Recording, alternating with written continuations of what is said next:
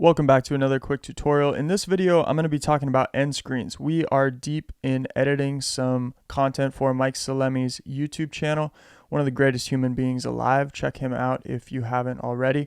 In this video, he is showing a work in exercise. And if we take a closer look at the timeline, we have an intro. We have our standard YouTube intro. We've got the general portion of the video here. And then what we have at the end is an outro. And so we like to refer to this as a YouTube end screen.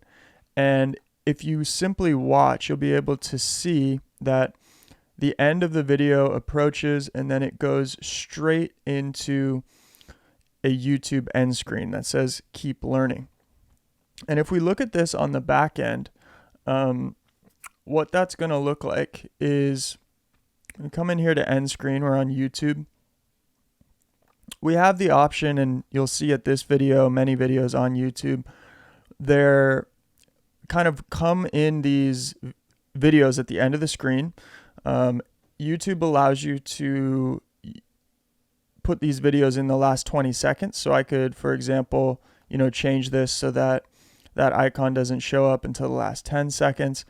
But the main purpose of this video is to describe that actually adding, when you're creating your video, a 20-second end screen is going to allow you to post the video with the end screen video tags or subscriber tags or channel tags without actually interfering with your video footage.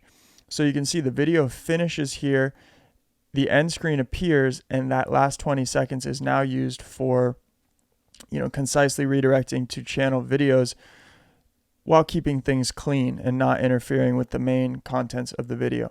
So that's the purpose of an end screen. Again, current standard for YouTube is 20 seconds. You can get these from a variety of different places, or you can create your own, as I've done here, just simply animating, an end screen that says keep learning in the font that Mike uses, okay?